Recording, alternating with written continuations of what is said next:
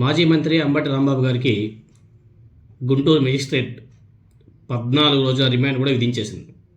మొత్తానికి కూటమి ప్రభుత్వం అనుకున్నది అంబటి రాంబాబు గారి మీద సాధించేశారు. ఆయన మీద 2 కేసులు పెట్టారు.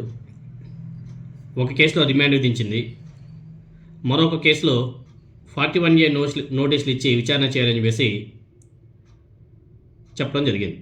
దీంతోనే పోలీసులు ఆయన్ను రిమాండ్ నిమిత్తం విజయవాడ జిల్లాకు కాకుండా విజయవాడ జైలుకు కాకుండా రాజమండ్రి సెంట్రల్ జైలుకి పంపిస్తున్నారు. ఎందుకంటే ఇంకా ఏదో చెప్పుంటారు, లా అండ్ ఆర్డర్ ఇష్యూస్ గుంటూరులో పెట్టలేం, విజయవాడలో పెట్టలేం, రాజమండ్రి అయితే సేఫ్ అని చెప్పేసి ఏ వాళ్ళు కొన్ని ఆర్గ్యుమెంట్స్ కూడా చేసి ఉంటారు. సో లా అండ్ ఆర్డర్ ఇష్యూలో భాగంగా అంబటి రాంబాబు గారిని రాజమండ్రి సెంట్రల్ జైలు కూడా పంపించడం జరిగింది. ఆయన తరఫున వాదనలు వినిపించింది పొన్నవాళ్ళ సుధాకర్ రెడ్డి గారు. ఆయన మీద పెట్టేటువంటి కేసులన్నీ 7 ఏళ్ల శిక్షకు సంబంధించినవే. 41A కింద నోటీసులు ఇవ్వలేదు. అంతేకాకుండా అంబటి గారి మీద నమోదు చేసినటువంటి ఎఫ్ఐఆర్ చెల్లదు, కేవలం ఉన్నతాధికారుల అనుమతితోనే ఎఫ్ఐఆర్ నమోదు చేయాలని చెప్పేసి సుధాకర్ రెడ్డి గారు కోర్టు ముందు కూడా వాదించడం కూడా జరిగింది. మరి అన్నీ ఆయన మీద పెట్టినటువంటి కేసులన్నీ కూడా 7 ఏళ్ల జైలు శిక్ష లోపే ఉన్నవి. మరి ఎందుకు రిమాండ్ విధించారో అర్థం కావడం. అదేవిధంగా అంబటి రాంబాబు గారు గుంటూరు మేజిస్ట్రేట్ ముందు ఆయన బాధను కూడా చెప్పుకున్నాడు. విచారణ సందర్భంగా తనను శారీరకంగా ఇబ్బంది పెట్టారు, 2 కాళ్ళు వెడల్పు చేశారు, తన కాళ్ళు నొప్పి పుడుతున్నాయన్నా కానీ ఆ సీఐ గారు పట్టించుకోలేదు. నల్లపాడు సీఐతో పాటు మరో 2 సీఐలు తనను బాగా వేధించారు. తనపై జరిగినటువంటి దాడిపై ఫిర్యాదు చేస్తే పోలీసులు కంప్లైంట్ కూడా రిసీవ్ చేసుకోలేదని చెప్పేసి జడ్జి ముందు ఆవేదన వ్యక్తం చేశారు.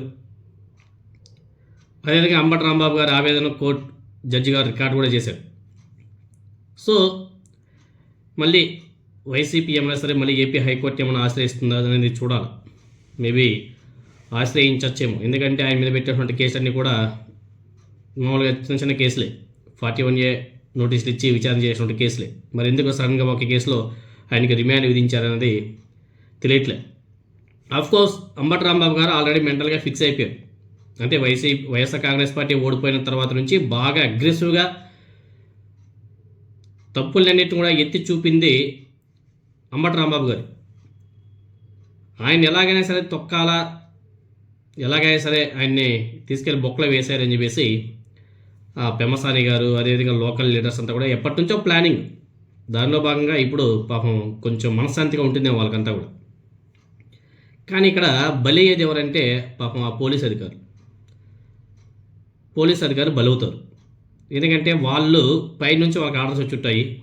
దానిలో భాగంగా ఆ 2 కాళ్ళని ఏదైతే వెడల్పు చేసి శారీరకంగా ఆయన్ని బాగా ఇబ్బంది పెట్టారో అవన్నీ కూడా పైనుంచి సంతృప్తి చెందడానికి, పై వాళ్ళు సంతృప్తి చెందడానికి కింద వాళ్ళు చేసినటువంటి వ్యవహారాలు. ఆల్రెడీ వాళ్ళ పేర్లన్నీ కూడా డిజిటల్ బుక్లో ఎక్కేసాయంట, బుక్లోకి వెళ్ళిపోయాయంట. కానీ వీళ్ళు చెప్తుంటారు వైసీపీ వాళ్ళు, మేము అధికారంలోకి వస్తే తాళ తీసేస్తాం, సప్త సముద్రాల వెనుకునే సరే లాక్కొస్తామని చెప్పేసి మాట్లాడుతుంటారు. ఫస్ట్ అధికారం వైపు అడుగులు వేయండి. అధికారం చేతికి రావాలంటే ఏం చేయాలో ఇప్పటి నుంచే ప్రీ ప్లాన్డ్గా చేయాలా. జగన్మోహన్ రెడ్డి గారు కూడా నిన్న ఏపీకి రావాల్సింది, కానీ ఇప్పుడున్నటువంటి సిచ్యువేషన్స్ వల్ల ఆయన వస్తే ఇంకా ఎక్కువ ప్రాబ్లమ్స్ క్రియేట్ అవుతాయని చెప్పేసి ప్రజెంట్కి అయితే ఆయన్ని రాకుండా ఆపారు. మేబీ రేపో మాపో రావచ్చేమో, చూద్దాం. ముందు రాజకీయాలు చాలా బాగుంటాయి. ఎందుకంటే వైసీపీ వాళ్ళకి ఆల్రెడీ తెలుగుదేశం పార్టీ కూటమి ప్రభుత్వం అన్ని అస్త్రాలను ఇచ్చేసింది. ఇంకా వైసీపీ క్యాడర్ యాక్టివ్ అయి వీళ్ళు చేసినటువంటి వ్యవహారాలన్నీ కూడా బయట పెట్టుకోవడమే, ప్రజలకు అర్థమయ్యేలా చెప్పుకోవడమే. అనేక అస్త్రాలు ఇచ్చింది వైసీపీ వాళ్ళకి. దాన్ని ఏ విధంగా వాడుకుంటారనేది చూడాలి. జగన్మోహన్ రెడ్డి గారు ఎలా వాడుకుంటాడు, ఏ విధంగా వాడుకుంటారనేది